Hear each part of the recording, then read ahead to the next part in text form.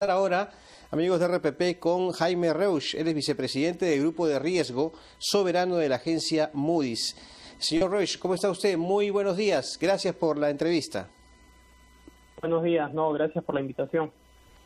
Bueno, Moody's ha ratificado su calificación de riesgo de Perú en A3, con perspectiva estable. ¿Qué significa esto, señor Reusch? Y sobre todo, ¿cuáles son los factores que han influido en cuanto a fortaleza económica, solvencia económica del Perú para tener justamente esta calificación de Moody's? Sí, correcto. Hemos afirmado la calificación, en otras palabras, no hemos hecho cambios a la calificación de riesgo que ya tiene Perú desde el 2014 y es una de las calificaciones de riesgo más altas de la región. Solo es la segunda más alta después de la de Chile y es una calificación importante para poder acceder a financiamiento en los mercados externos. El Perú, el Estado, a veces requiere la necesidad de financiarse, financiar sus déficits, financiar proyectos, y la calificación marca una suerte de estándar para que los inversionistas extranjeros sepan qué tan riesgoso es invertir en el país y de esta manera se reitera que Perú sigue siendo un país seguro para invertir dentro del contexto latinoamericano. La palabra que utilizan, muy buenos días, señor Reusch, la palabra que utilizan es de estabilidad. Se ha hablado muchísimo de las espaldas fiscales del Perú, se ha hablado mucho también que estábamos preparados probablemente dentro de la región, cómo habíamos manejado la macroeconomía en los últimos 30 años, pero por otro lado, también se ha desnudado la situación en la que estamos, porque el impacto económico parece que va a ser mayor aquí. ¿Cómo han evaluado esos factores? Y, en todo caso, el hecho de mantener la estabilidad, que nos parece estupendo desde el punto de vista de esta calificación de riesgo, ¿es un acto de fe para lo que venga o es que evidentemente estamos capacitados para responder rápidamente y reactivar nuestra economía? Es un balance exactamente de esos dos factores. Se tiene solidez macroeconómica, una larga trayectoria de un muy buen manejo de la economía, de las cuentas fiscales, que le da siempre al Perú el beneficio de la duda en los ojos de los inversionistas extranjeros, de los mercados financieros y de los economistas internacionales. Pero al mismo tiempo se tiene un golpe bastante fuerte en contra de la economía y las cuentas fiscales también están recibiendo un golpe muy fuerte. Lo positivo es que había un muy buen y muy favorable punto de partida que ayuda a absorber muchos de estos golpes y es a raíz de ese beneficio de la duda que creemos que las autoridades nuevamente van a poder hacerle frente a esta crisis que igual va a tener efectos bastante negativos sobre la actividad económica, sobre el empleo, sobre los niveles de pobreza y sobre muchos de los indicadores sociales donde habíamos visto mucho progreso en los últimos 20 años. Entonces, tomando todo el balance de esas dos cosas, creemos igual que en términos relativos, porque otros países en la región y los países emergentes en general también están recibiendo este fuerte golpe, el Perú está mejor parado que los otros países que también están sufriendo el mismo shock. Señor Reusch, ustedes, sin embargo, hacen notar que hay dos puntos oscuros. El primero es que pueda decrecer la demanda internacional, estamos pensando en el cobre, en China en particular, pero ustedes también dicen que hay unas medidas tomadas en el Congreso y promovidas también en el Congreso que sí pueden significar un riesgo en la percepción que los mercados internacionales tengan de la economía peruana.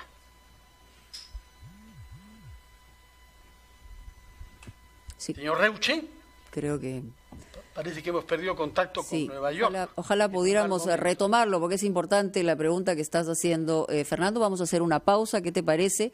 Solucionamos el problema técnico en ampliación de noticias y regresamos con nuestro invitado.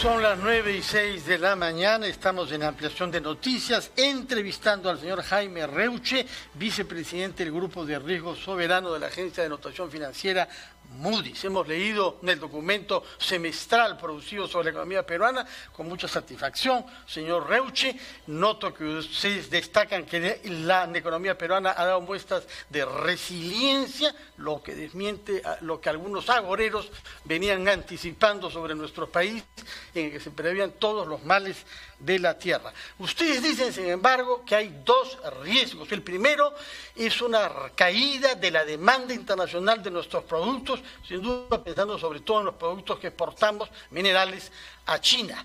Pero hablan también de algunas medidas impulsadas por el Congreso peruano que generan dudas. ¿Puede desarrollar estos dos puntos, por favor?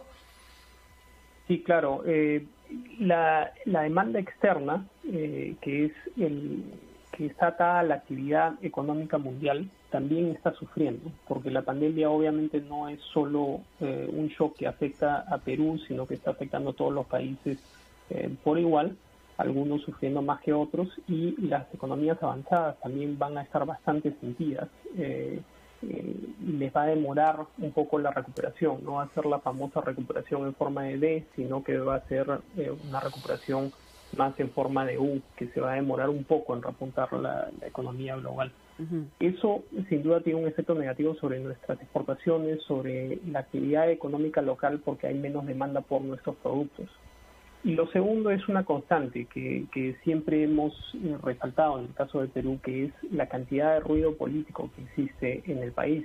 Para los seguidores de Perú, los inversionistas internacionales que conocen al Perú, muchos ya están un poco acostumbrados al elevado nivel de ruido político, pero que igual esta vez sí ha llegado a crecer a tal punto que empieza a generar ciertas dudas a futuro, por lo menos no en los próximos 6 meses, pero sí a futuro, sobre la calificación del Perú en cuanto a las medidas que ha adoptado el Congreso, anuncios y errores del gobierno. Y ese ruido político, que efectivamente en otros momentos ha sido como parte, digamos, del folclore nacional, y lo han visto así dentro de los ámbitos internacionales, proviene básicamente de las iniciativas que pretenden aprobar en el Congreso de la República.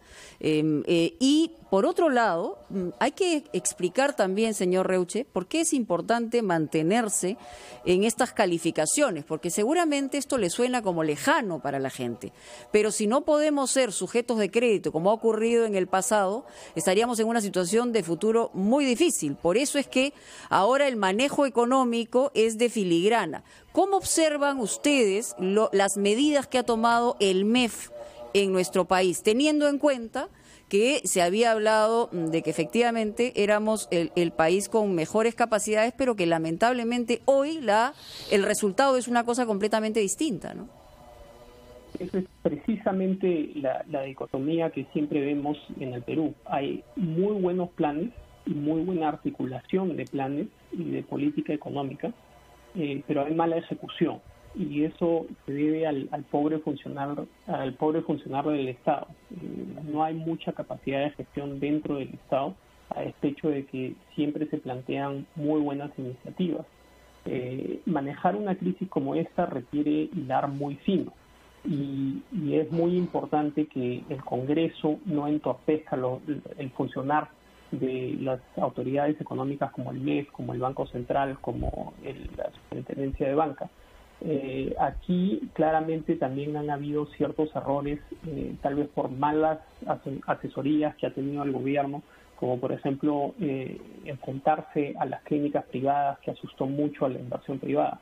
La idea es que en el Perú siempre hay una suerte de tensión entre el sector público y el sector privado, que en realidad deberían de colaborar y trabajar juntos para tratar de empujar más la economía y encaminar la economía, que es importante para el ciudadano de a pie, porque esto es lo que genera empleo dentro de la economía.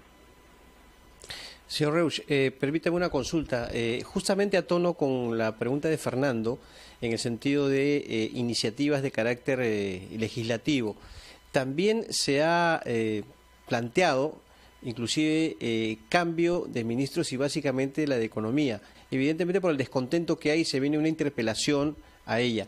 ¿Qué tan complicado sería para el Perú en este momento, con estas políticas que nos han colocado en una buena situación pese a la pandemia, un cambio en el timón de un ministerio tan sensible como el de Economía y Finanzas?